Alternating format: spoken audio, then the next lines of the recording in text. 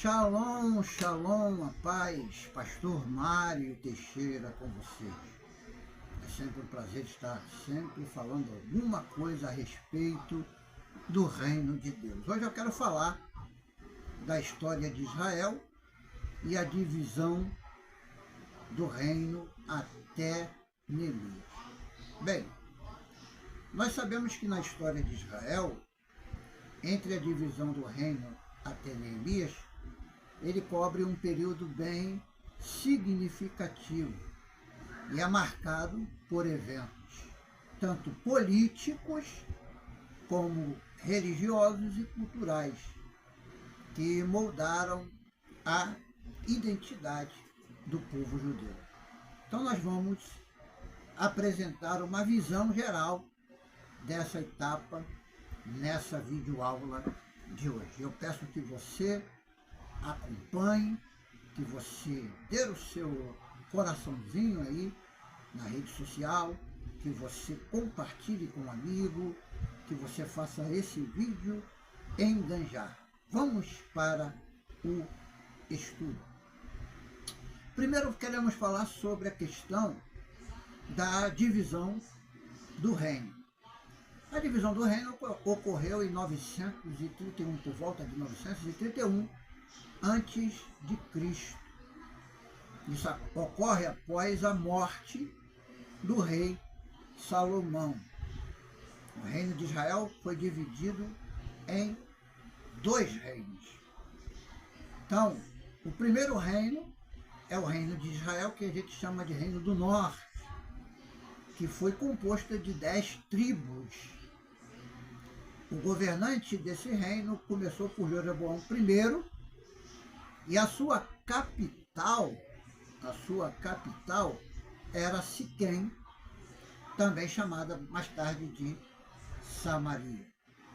O reino do sul, que chamamos de reino de Judá, ela vem incluindo apenas duas tribos, a tribo de Judá e a tribo de Benjamim. Esse começou o seu governo com o Roboão, que era filho de Salomão. Jerusalém permaneceu sendo a sua capital. Então, vamos entender as razões por que ocorreram essa divisão. Primeiro, a questão da opressão fiscal. Salomão, eu já falei, foi um dos reis mais sábios da história de Israel. Porém, na construção do templo e na sua glória, ele oprimiu o povo com altos impostos pelo grande gasto que fez nas obras no seu reino. E quando Salomão morre, o povo vai até o seu filho Roboão pedir a Roboão que literalmente diminuísse esses tributos, mas Roboão, aconselhado pelos seus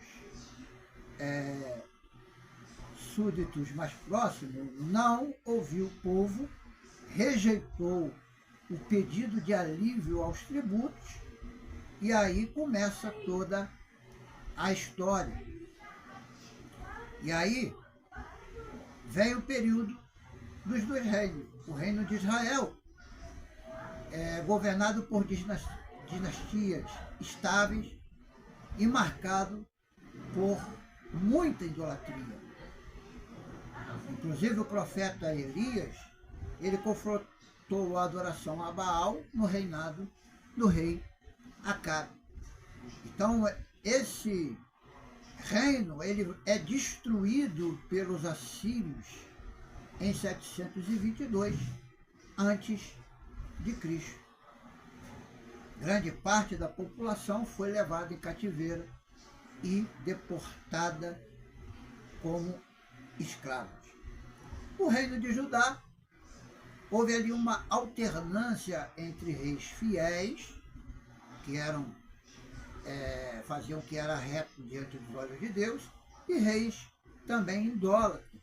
Sobre o reinado de Ezequias e Josias, houve tentativa de reformas religiosas. Agora, em 586 a.C., ela foi conquistada por Nabucodonosor, rei da Babilônia. O templo que Salomão havia construído foi destruído e a elite foi levada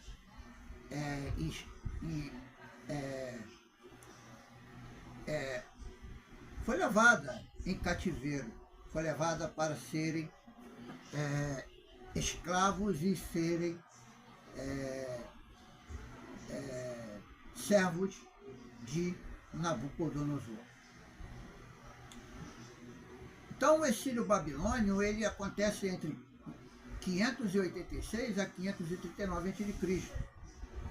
Então, o povo de Judá viveu no exílio da Babilônia durante o período a fé judaica foi desafiada, mas também reforçada com a prática do estudo às escrituras e à lei, sendo criado aí o que nós chamamos de sinagoga.